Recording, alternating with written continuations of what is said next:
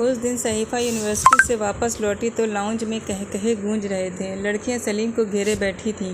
वह अपने पहले दिन वाले होलिये में रंगीन धोती और लाल कुर्ते में था। सर के बाल तेल से चिपके हुए थे और आंखों में सुरमा भरा दिखाई दे रहा था। सहीफ़ा को बड़ी हैरत हुई। बड़ी मुश्किल से टोक कर उसने उसका हुलिया बदलवाया था।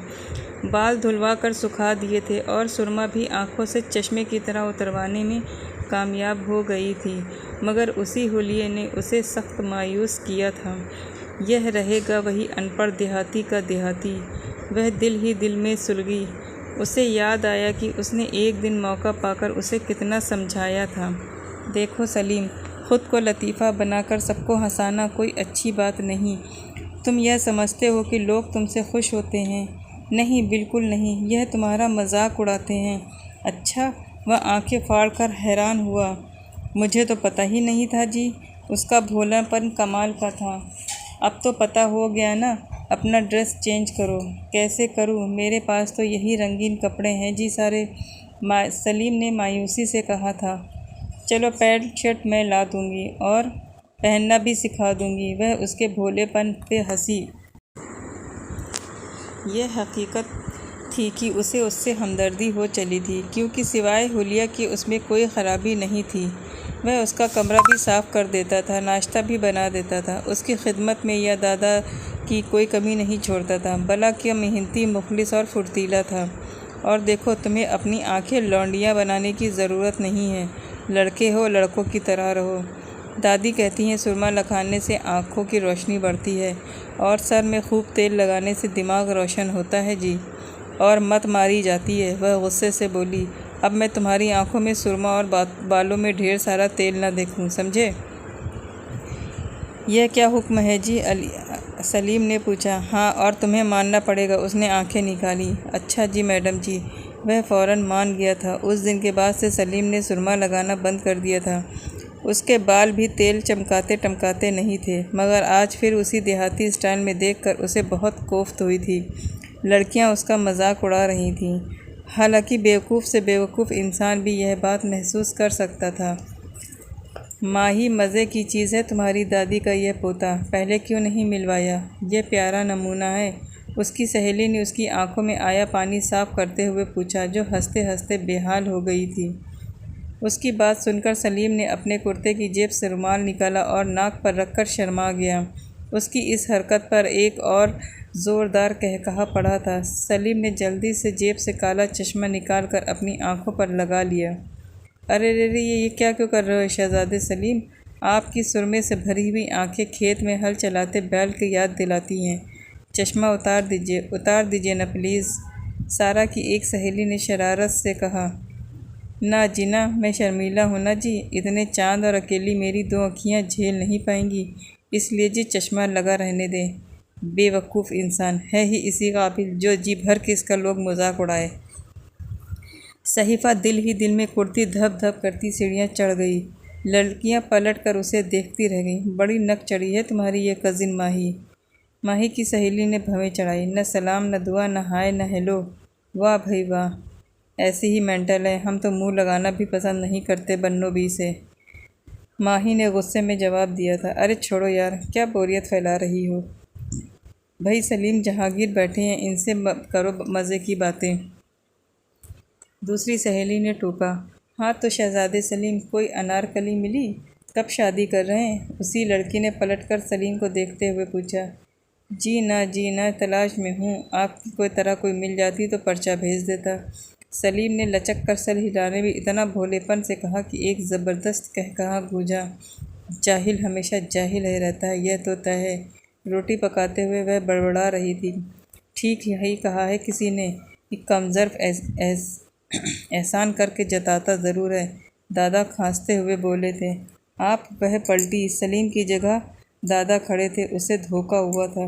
मैं आपको नहीं कह रही थी। आप हर बात अपने ऊपर क्यों लाद लेते हैं? वह कड़वे अंदाज में बोली। यह बताओ, यह जो तुम सुबह की निकली शाम 6 बजे तशरीफ़ ला रही हो, तो पहला टाइम तो मान लिया तुम्हारी पढ़ाई होगी, मगर शाम में इतनी देर तक कहाँ घूमती फिरती हो? दादा सहीफ़ा से पूछ रहे थे।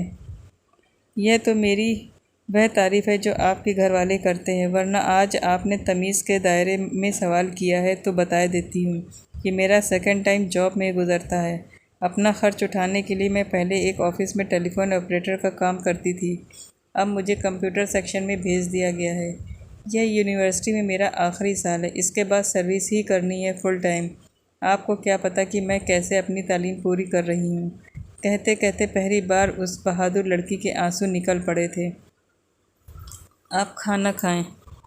उसने अपने आंसू पोंछकर उसके सामने खाना लगा दिया। एक पल को दादा का मुंह खुला का खुला रह गया, जबकि उधर आता सलीम उसकी बातें सुनकर वहीं रुक गया था। दादा चुप से हो गए थे। क्या सोच रहे हैं? काफ़ी देर से उन्हें चुप देखकर सहीफ़ा ने पूछा। असल में चीखते चिल्लाते और रौब जमाते दादा का यह खामोश अंदाज उसे हज़म नहीं हो रहा था। आपका और मेरा डांट डपट का ही रिश्ता है, क्या वह भी ख़त्म समझूं? मेरी आपकी लड़ाई तो होती ही रहती है। कुछ बुरा लगा हो तो माफ़ करें। माफ़ी इसलिए मांग रही हूँ कि आप बीमार हैं, जल्द से ठीक हो जाएं ताकि बराबर का मुकाबला हो। आखिर में वह मुस्कुराई। वह जो तुम मेरी देखभाल कर रही हो ना, इसका बदला भी उतार दूँगा। मैं ज़्यादा देर तक किसी का एहसान अपने ऊपर नहीं रखता। इस खुशफहमी का शिकार मत होना कि मेरी तुमसे नफ़रत ख़त्म हो गई है। यह वह रिश्ता है जो मरते दम तक ख़त्म नहीं हो सकता। मेरा लाडला तुम्हारी नहुसत की वजह से इस दुनिया से चला गया। मैं तुम्हें कभी माफ़ नहीं कर सकता। कहते कहते उनकी बूढ़ी आवाज़ भर्रा गई। हाँ, अब आए हैं ना आप सही लाइन पे। लड़ते रहा करें, दौड़ते भागते। आपका बिस्तर पर पड़े रहना मुझे पसंद नहीं। वह बड़े आराम से बोली थी। गुड। अचानक माकूल अंदाज में सलीम के मुंह से आवाज़ निकली तो वह दोनों चौंक पड़े। तुम? सहीफ़ा ने हैरत से उसे देखा तो वह एकदम अपने उसी देहाती अंदाज में आ गया। वह जी क्या मैं आपको खाली सफ़ा जी कह सकूँ? वह इटक इटक कर बोला। जी नहीं, वह झटके से बोली। मैंने ऐसी परमिशन आज तक किसी को नहीं दी। वह खुश्क लहजे में बोली। अच्छा जी, और बड़े अब्बा? मैंने बड़े बड़े दुश्मन देखे हैं, आप जैसे दुश्मन नहीं देखे। आपकी लड़ाई देखकर मज़ा आ गया जी। वह अजीब ढंग से मुस्कुराया। अब मुझे यहाँ से जाना अच्छा नहीं लग रहा। तुम यह बातें छोड़ो, मुझे बताओ कि कल से किधर गायब हो? इंतज़ार कर कर के थक गया हूँ। बड़े ज़मींदार बने फिरते हो।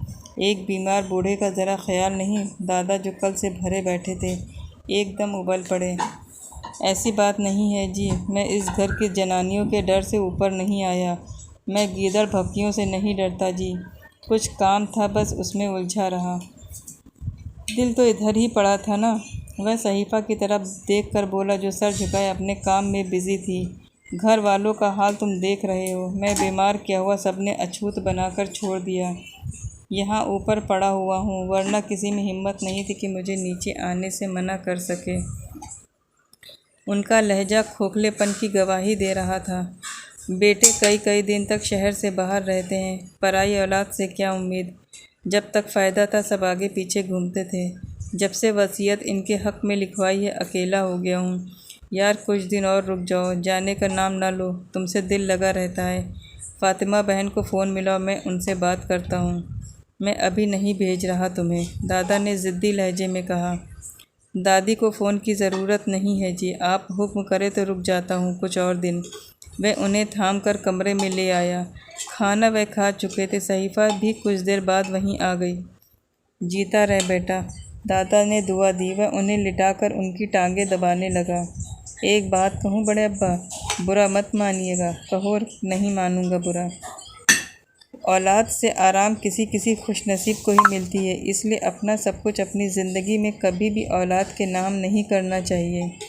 अभी भी सारा कारोबार आपके हाथ में होता तो कैसी बीमारी, कैसी टीबी, सब आपके आगे पीछे घूमते। वह बहुत सीरियस था, देहाती गैब था। सहीफ़ा चौंक कर उसे देखने लगी। उसकी नज़र में बेवकूफ़ बड़े काम की समझदारी की बात कर रहा था। लहजे में हमदर्दी थी, खुलूस था। बस मियाँ, तजुर्बा कुछ खोने के बाद ही होता है, क्या करें। दादाजी को उसको दबाने से सुकून मिल रहा था। पलकें बंद हो रही थीं। दादाजी आप इस लड़की से ठीक नाराज़ रहते हैं। सलीम ने अचानक गियर बदलकर सहीफ़ा पर नज़र डाली जो उसी को देख रही थी। मुझे आए इतनी देर हो गई है जी, चाय पानी तक नहीं पूछा, अपनी दुनिया में मस्त बैठी है जी। यह एक ड्रामा कम थे जो मेरे लिए जो तुम आ गए हो। जाओ गांव वापस, जान छोड़ो हमारी, हर मामले में टांग उड़ाते हो। वह जल कर बोल पड़ी। जल गई ना मेरी और दादा की मोहब्बत देखकर, जल कुकड़ी कहीं की। वह लड़ने को तैयार था। सहीफा उठकर बाहर निकल गई। सलीम मज़े से मुस्कुराया और पता था कि वह कितना भी उसे बुरा भला कहे मगर चाय ज़रूर पिलाएगी। तुम अपने दिमाग में यह बात बिठा लो, मैंने जव्वाद साहब को हाँ कर दी है। सहीफा को राज़ी करना तुम्हारा काम है। ऐश करेगी सहीफा वहाँ। करोड़ों की मालिक है जव्वाद साहब, इकलौता बेटा है उनका। बड़े चचा अपनी बीवी को एतमाद में ले रहे थे। इतना अच्छा है जव्वाद साहब का बेटा, तो अपनी बेटी को क्यों नहीं सोचा आपने। वह अपना सर पीट कर रह गई। समझा करो बददिमाग औरत, उनका बेटा जहनी मरीज़ है मगर देखने में बहुत समझदार है। सहीफा को क्या पता चलेगा, मान जाएगी और हमारा रास्ता आसान हो जाएगा। जव्वाद के बगैर हमारा बिजनेस कुछ भी नहीं। इस रिश्ते में हमारा फ़ायदा ही फ़ायदा है। तो यह बात पहले क्यों नहीं बताई। मगर सहीफा आपकी भतीजी है, उससे आपको ही बात करना पड़ेगी। वह मेरी कहाँ सुनती है। उन्होंने साफ साफ इनकार कर दिया। बेवकूफ़ औरत, ऐसी बातें औरतें ही करती हैं। वह भड़क उठे। आप तो एकदम गुस्सा करने लगते हैं पूरी बात सुने बगैर। इस सिलसिले में सहीफा से कुछ कहने से पहले बाप को राज़ी कर लो। वही उसे ठीक कर सकते हैं। उम्मीद है बात बन जाएगी। उन्हें एतमाद में लेना ज़रूरी है। वह बेशक गुस्सा करते हैं, बस थोड़ा सा मस्का लगाना, खुश होकर राज़ी हो जाएंगे। इसी तरह जिस तरह वसीयत तैयार करने पर राज़ी हो गए थे आपकी चिकनी चुपड़ी बातों से। बीवी के लेक्चर पर वह फ़ौरन ठंडे पड़ गए। कह तो तुम ठीक रही हो। उन्होंने सर हिलाया और बाप से बात करने को फ़ौरन ही उठ गए। उस दिन सलीम दादा की चंपी कर रहा था और चुटकुलों से उसका दिल बहला रहा था जब बड़े चचा एक अरसे बाद ऊपर के पोर्शन में बाप से मिलने अपने मतलब से चले आए। अरे सलीम, देखो तो आज सूरज किधर से निकला। बेटा बाप से मिलने आया है, ऐसी सूरत में जबकि मेरे पास एक ढेला भी नहीं है। दादा ने उन्हें देखते ही सलीम से कहा और फिर बेटे की तरफ मुड़े। क्यों बेटा, तुम्हारी बीवी ने बूढ़े बाप से मिलने की इजाज़त कैसे दे दी यार। उसे तुम्हारी सेहत का ज़रा ख्याल नहीं। मेरे जरासीम तुम्हें लग गए तो क्या होगा। दादा उबल पड़े। ऐसी कोई बात नहीं अब्बा जी, यहाँ शिफ्ट करने का मकसद आपकी बेहतरी के लिए था। आप मेरी मसरूफियत तो जानते हैं। कारोबार कमज़ोर पड़ता जा रहा है, कर्ज़े का बोझ बढ़ रहा है, उसी में उलझा रहता हूँ। आप जल्दी से ठीक हो जाए तो कुछ मदद मिले। वह मस्का लगाकर उनके पैरों में बैठ गए। बहुत खूब। दादा हंसे। दुख भरी हंसी थी। सलीम मियाँ, ज़रा अपनी चाची से अच्छी सी चाय के लिए कह दो, मैं अब्बा मियाँ से बात कर लूँ। उन्होंने बड़ी नरमी से उसे टाला। जी, जो हुक्म सरकार का जी। सलीम मुस्कुराहट दबाकर वहाँ से चला गया। सलीम के जाने के बाद बड़े चचा ने अब्बा जी के सामने अपना मकसद बयान कर दिया मगर असल बात बताए बगैर। दादा उन पर नज़र जमाए जैसे अंदर की बात भी पढ़ना चाहते थे, इसलिए उन्हें आंखें सिकोड़े देखे गए। इतना कि बड़े चचा गड़बड़ा गए। क्या है अब्बा जी, ऐसे क्यों देख रहे हैं। बड़े चचा घबरा कर बोले। वह इसलिए बेटा जी कि जब तक तुम पूरी बात नहीं बता देते मैं कुछ भी कहने का नहीं। क्योंकि एक बात तो साफ साफ बता दूं कि जिस औलाद ने बाप की पूरी प्रॉपर्टी हथियाने के बाद उसको दूध में मक्खी की तरह निकाल फेंका हो, उसको भला यतीम भतीजे से इतनी हमदर्दी कैसे हो गई कि बड़े अमीर घराने का लड़का ढूंढ लाए। ये एकदम मोहब्बत कैसे फूट पड़ी बरसों बाद। सच्ची बात बताओ वरना चले जाओ। अब्बा जी गुस्से से फट पड़े। अब्बा जी काफ़ी देर की खामोशी के बाद बड़े चचा रोने लगे। बात यह है कि आपके बाद कारोबार बैठता चला गया। हम बुरी तरह कर्ज में डूब गए हैं। इस रिश्ते से हमें मदद मिल सकती है। हम अपने पैरों पर खड़े हो सकते हैं। हमारी इज्जत बच सकती है। बस आप हाँ कर दें। वह आखिर सच्ची वजह बताने पर मजबूर हो गए। ठीक है तो फिर अपनी बेटी दे दो उन अमीर लोगों को। दादाजी ने तड़ से जवाब दिया तो बड़े चचा बंगले झांकने लगे। बाप का वार बड़ा करारा था। बड़े चचा का जी चाहा कि दीवार में अपना सर दे मारे बात बनाना मुश्किल हो गया, फिर भी आखिरी कोशिश कर डाली। अब्बा जी, उसका रिश्ता तो पहले से ही घर में तय है। छोटी दोनों अभी पढ़ रही हैं। सहीफ़ा ही है जो तालीम से फ़ारिग हो चुकी है। वह गिड़गिड़ाए तो अब्बा जी ने उन्हें गौर से देखा। चलो सोच के बताता हूँ, अब्बा जी ने टालना चाहा। अब्बा जी, सोचने का ही तो टाइम नहीं है। मैं जवाद को हाँ कर चुका हूँ, अब तो बस डेट फिक्स करनी है। इतना अच्छा रिश्ता था कि मैंने फ़ौरन हाँ कर दी। सहीफ़ा को मनाना आपका काम है, वह आपकी ही सुनती है। यह कहकर फ़ौरन उठ खड़े हुए। चलते हैं, एक ज़रूरी बिजनेस मीटिंग में जाना है। उनके जाने के बाद सलीम जब चाय लेकर आया तो दादा को गहरी सोच में पाया। क्या हुआ जी? उसके टोकने पर वह चौंक कर सीधे बैठ गए। तुम आ गए, आओ बैठो। वह खुद को संभाल कर मुस्कुराए। जी आ गया जी, आप कहाँ गुम थे? सलीम ने जवाब दिया। ज़रा अपना फ़ोन देना। दादा ने उसकी बात उड़ाकर आराम से कहा। यह लें। उसने अपना नया मोबाइल उनकी तरफ बढ़ाया। किससे बात करनी है? पहले चाय पिलाओ और फिर मेरी एक दराज में डायरी निकाल दो। उसमें खान साहब का नंबर होगा, उनसे बात करनी है। दादा ने साइड टेबल की तरफ इशारा किया। सलीम ने उन्हें चाय का कप पकड़ाया और दराज से डायरी निकालकर खान साहब का नंबर ढूंढा। नंबर मिल गया तो उसने फ़ौरन फ़ोन मिलाकर उन्हें दिया और बाहर जाने लगा। तुम कहाँ चले? दादा ने मोबाइल पकड़कर कहा और टांगें फैला दी। दबा दो यार, तुम्हारे हाथ में जादू है, सारा दर्द खींच लेता है। जो हुक्म सरकार का। यह शहज़ादा सलीम अब इसी काम का रह गया है जी। सलीम का हिलाकर उसने टांगें दबाने लगा। दादा खान साहब की किसी जवाद साहब और उनके बेटे के बारे में मालूमात ले रहे थे। धीरे धीरे उनके माथे पर बल पड़ने लगे। क्या? यह क्या कह रहे हो खान? दादा एकदम चीखे और उछल कर खड़े हो गए। सलीम उनकी टांगें छोड़कर हैरत से उन्हें देखने लगा। वह जी, हम कल गांव वापस जा रहे हैं। सलीम ने हाथ मरोड़ते हुए खबर दी। तवे पर रोटी डालती सहीफ़ा ने उसे मुंह मुड़कर तीखी नज़रों से देखा। अच्छा, 25 दिन से यही गीत सुन रही हूँ, अब जा भी चुको। वह झटके से बोली थी। बस जी, हम क्या करें, कोई ना कोई रोक लेता है। बड़ी अहमियत है जी ना हमारी, सिवाय आपके सबकी नज़र में। सलीम ने शर्माते हुए बताया। वह किस लिए कि सबको मुफ्त का एक नौकर मिल गया है। तुम्हारा नाम पता नहीं सलीम किसने रख दिया। तुम तो पक्के ग़ुलाम हो। वह जल कर बोली। वह जी, क्या ग़ुलामी बुरी चीज़ है? अगर ऐसा ही है तो सभी ग़ुलाम हैं अपनी ख्वाहिशों के। वह सर हिलाकर बोली। इतनी गहरी बात? तुम हैरत है अनपढ़।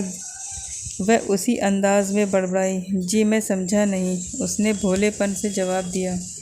समझाने की ज़रूरत भी नहीं है। किसी की चंपी करो, किसी के कपड़े प्रेस करो, किसी को चाय बनाकर पिलाओ, किसी की टांगें दबाओ, किसी का सामान बाज़ार से भाग भाग कर लाओ और वाह वाह समेटो। वह गुस्से से फैलती चली गई। मगर वह जो बिल्कुल इम्प्रेस, ओ वह क्या कहते हैं, मुतासिर नहीं होती थी। सलीम एकदम गड़बड़ा गया। वह कौन? वह हाथ धोते धोते चौंक कर मुड़ी। वह जी, यहाँ नहीं बताऊँगा। यहाँ सर फोड़ने की बहुत सी चीज़ें हैं। बेलन है, कवगीर है, चिमटा है। वह कहते कहते एकदम रुक गया। क्या मतलब? सहीफ़ा ने उसे घूरा। वह जी बताऊँगा, किसी अच्छे माहौल में, प्यारे ठंडे माहौल में। यहाँ तो मामला गर्म है जी। बोलते बहुत हो, कैंची की तरह ज़बान चलती है। खैर, खाना नीचे खाकर नहीं आए हो तो हमारे साथ खा लेना, मैं लगा रही हूँ। देख लो दादा जाग रहे हैं या नहीं। वह नरमी से बोली तो सलीम मुंह फुलाकर दादा को देखने चला गया। खाने के बाद जो दादा की खांसी बिगड़ी तो वह बेहोश होने के करीब थे। सलीम, तुम इन्हें सहारा देकर नीचे ले चलो, मैं देखती हूँ किसी को। दादा की बिगड़ती हालत ने सहीफ़ा के हाथ पांव फुला दिए थे। वह सलीम से कहती हुई तेज़ी से नीचे आई। सारा अपने कमरे में बेसुध पड़ी सो रही थी। लड़कियों का कोई अता पता नहीं था, मर्द बाहर थे सारे। जब तक सलीम दादा को सहारा देकर नीचे लाया, सहीफ़ा अपनी बाइक निकाल चुकी थी। दादा को जल्दी से मेरे पीछे बिठाकर खुद भी बैठ जाओ, सहीफ़ा ने हेलमेट चलाते हुए सलीम से कहा। नहीं मैडम, मैंने फ़ोन करके टैक्सी मंगवा ली है, आती ही होएगी, सलीम ने बड़े कायदे से कहा। वह बहुत सीरियस था। ओके, कभी कभी पढ़े लिखो जैसी बातें करते हो। ठीक है, आ जाओ। उसने उसकी तारीफ़ की। तभी टैक्सी आ गई। अस्पताल में दादा को फ़ौरन एडमिट कर लिया गया। वह रूम में चले गए तो सहीफ़ा फूट फूट कर रोने लगी। बस उसमें इतना ही हौसला था। अरे अरे सहीफ़ा जी, आप तो बहुत बहादुर हो जी। मैंने ज़िंदगी में कोई आप जैसी नहीं देखी। भला यूँ भी कोई रोता है? सलीम दुखी हो गया था। नहीं सलीम, मैं बिल्कुल बहादुर नहीं हूँ। अगर दादा को कुछ हो गया तो क्या करूँगी मैं? कहाँ जाऊँगी मैं? वह जैसे भी हैं, कितने भी मुझसे नफ़रत करते हैं तो मेरे अपने और मेरा आखिरी सहारा। आंसू साफ करते हुए उसने ज़िंदगी में पहली बार अपना रोना रोया था। ओ जी देखो जी, परेशान ना हो जी, कुछ नहीं होगा बड़े अब्बा जी को। और सहीफ़ा जी, आप इस मुश्किल घड़ी में मुझे तो भूल ही गईं। आपका दूर का सही पर रिश्तेदार तो हूँ ना। ज़माना जानता है कि सलीम तो गैरों को मुश्किल में नहीं छोड़ता। आप तो बहुत अपनी हो। फ़िक्र न करो, बिल्कुल नहीं। उसने उसका दुख समेटने को ढांढस दी। एक तो तुम भी पूरी ड्रामा हो सलीम, बस ऐसे जज्बाती हो गई थी, वरना मैं पढ़ी लिखी हूँ, जॉब करती हूँ, किसी पर बोझ बने बगैर गुजारा कर सकती हूँ। फिर भी तुम्हारी हमदर्दी का शुक्रिया। वह अपने पुराने मूड में वापस आते हुए गुर्राई। मगर यह भी गलत नहीं था कि उसे इस देहाती नौजवान के दिलासों ने बहुत सहारा दिया था। दादा एक दिन अस्पताल में रहकर घर आ गए। अब सब ठीक था। अगली सुबह सहीफ़ा को ऑफिस जाना था। यूनिवर्सिटी के एग्ज़ाम हो चुके थे। वह नाश्ता बना रही थी। सलीम दादा के पास बैठा गांव के लतीफ़ों से उनका दिल बहला रहा था। सहीफ़ा सुन रही थी। तभी दोनों बेटे ऊपर चले आए। अब्बा जी, शादी के लिए कौन सी डेट फिक्स करें? जवाद साहब जल्दी मचा रहे हैं। बड़े चचा का लहजा उखड़ा उखड़ा था। देखो मियाँ, तुम अपने बच्चों की ज़िंदगी के फ़ैसलों के मालिक हो, सहीफ़ा के नहीं। वैसे भी मुझे यह रिश्ता मंजूर नहीं। सहीफ़ा के लिए अच्छे रिश्तों की कमी नहीं है। फ़ातिमा बहन कब से सलीम मियाँ के लिए उसे मांग रही हैं। कल भी उनका फ़ोन आया था। मैंने उनको हाँ कर दी है। अगले हफ्ते निकाह है सलीम और सहीफ़ा का। दादा बहुत मज़बूत अंदाज में बोले थे। अंदर अंदर जलती कुर्ती सहीफ़ा के हाथ थम से गए। उसने मुड़कर बेयकीनी से दादा को देखा था। सलीम ने कुर्ते की जेब से रुमाल निकालकर शर्माते हुए मुंह में रख लिया। क्या कह रहे हैं आप? पागल तो नहीं हो गए हैं? बड़ा बेटा बदतमीज़ी पर उतर आया। इस गांवड़ी अनपढ़ बेवकूफ़ को बेटी देने चले हैं, जिसे न उठने बैठने की तमीज़ है, न बात करने का सलीका। खाली खाली ज़मीन से क्या होता है? मैं नहीं मानता इस रिश्ते को, और ख़ुद सहीफ़ा भी नहीं मानेगी। वह तिलमिलाकर बोलते चले गए। इस लड़के को मैं जानता हूँ। यह मुखलिस है, हमदर्द है, ज़मींदार है। मेरी बच्ची को कभी कोई तकलीफ़ नहीं होने देगा। यह गैरतमंद बच्चा है, तुम्हारी तरह बेगैरत और बेदर्द नहीं, जो एक बच्ची को एक मेंटल के सर बांधने चले हो अपने लालच के लिए। निकल जाओ यहाँ से, दफान हो मेरे सामने से। दादा ने तैश में आकर उन दोनों बेटों को बेइज्जत करके निकाल दिया। अब वह मारे गुस्से के हाँफ रहे थे। इधर आओ लड़की। उन्होंने पत्थर बनी खड़ी सहीफ़ा को अपने पास बुलाया। और मियाँ, तुम ज़रा देर को बाहर चले जाओ, मुझे बच्ची से ज़रूरी बात करना है। दादा ने मुड़कर सलीम से कहा तो वह फ़ौरन खिसक लिया। सहीफ़ा उनके सामने आकर बैठ गई। उम्र के बुझते दिए की फड़फड़ाती लौ ने मुझे एहसास दिलाया कि आज तक तुम्हारे साथ कुछ अच्छा नहीं हुआ। मैं वह वक्त तो वापस नहीं ला सकता, लेकिन अब तुम्हें कोई दुख भी सहने नहीं दूंगा। मौत की आहटें इतनी बढ़ गई हैं कि तुम्हारे मुस्तकबिल की फ़िक्र ने रातों की नींद छीन ली है। मुझे इस वक्त यही मुनासिब लगा। मैंने सलीम की आंखों में तुम्हारी मोहब्बत देखी है। वह सच्चा खरा लड़का है, मगर मर्ज़ी तुम्हारी भी ज़रूरी है। तुम चाहो तो इनकार कर सकती हो, और प्लीज़ इस बूढ़े को माफ़ कर देना। उसके जुड़े हाथ देखकर सहीफ़ा तड़प कर रो दी। दादा, मुझे आपका हर फ़ैसला मंजूर है, लेकिन मेरी एक शर्त है। वह उनके हाथ थाम कर बोली। हाँ बोलो, क्या चाहिए तुम्हें? वह जल्दी से बोली। सिर्फ़ आप चाहिए मुझे। मैं जहाँ जाऊँगी आप मेरे साथ होंगे, वरना मैं सलीम से शादी नहीं करूँगी और ना ही किसी और से। बस सारी उम्र आपके साथ रहूँगी। उसकी बचकाना फरमाइश पर दादा ने मुस्कुराकर उसका माथा चूम लिया। दादा से बात करके वह दूसरे कमरे की तरफ आई, जहाँ लॉन की तरफ खुलने वाली खिड़की खोल कर वह न जाने क्या देख रहा था। बंद करो यह नज़ारे करना और मेरी सुनो यहाँ आकर। सहीफ़ा ने हुक्म दिया तो वह खिड़की बंद करके उसके पास दौड़ा आया। जी मैडम जी। वह उसके सामने हाथ बांधे खड़ा था। यह नमूना कब तक बने रहोगे? कमपटियों पर तेल फैल रहा है, आंखों से सुरमा टपक रहा है, लाल धोती, पीला कुर्ता, हरी बंडी, मुझे यह सब पसंद नहीं। अब रंगीले राजा के कार्टून के बजाय ठीक ठाक इंसान बन जाओ। वह उंगली से उसकी ड्रेसिंग मेकअप की तरफ इशारा करके बोली। जी मैडम जी, आप कहेंगी तो सलीम इंसान बन जाएगा, जैसा सजाएंगी सज जाएगा। उसने समझदारी बनने की कोशिश करते हुए सिर हिलाया। और सेवक बनने की ज़रूरत नहीं है, हर किसी के इस इशारे पर नाचना मुझे अच्छा नहीं लगता तुम्हारा। अपनी इज्जत खुद करना सीखो, वरना। वह अपनी मुस्कुराहट दबाकर बोली। वरना क्या जी? वह बौखला कर, वरना एक टांग पर खड़ा कर दूंगी। जी अच्छा जी, सलीम ने मज़े से सर हिलाया। मैं दादा को अपने साथ रखूंगी। इस उम्र और बीमारी हालत में मैं उन्हें दूसरों के सहारे नहीं छोड़ सकती। और तुमसे शादी पर इसीलिए रजामंद हुई कि तुम सीधे सच्चे इंसान हो, दादा का ख्याल रखोगे, उन्हें मुझसे ज़्यादा मोहब्बत दोगे। वह आंखों में आंसू आए पोंछ कर बोली। आपको शायद मेरी बात पर यकीन ना आए, लेकिन मैं खुद यही बात कहकर आपको सर पर, वह क्या कहते हैं जी, देना चाहता था। वह माथे पर हाथ मार कर बोला। सरप्राइज़, उसने बताया। जी जी हाँ, वही सरप्राइज़ जी। वह खुश होकर बोला तो उसकी सादगी पर मुस्कुरा दी। उसकी बढ़ती बीमारी की वजह से दादा ने जल्दी से सहीफ़ा की शादी का फ़ैसला कर लिया था। दोनों बेटों ने उन्हें लाख रोकना चाहा, मगर वह सलीम से सहीफ़ा का निकाह करने पर डटे रहे। बेटों की एक न चलने दी।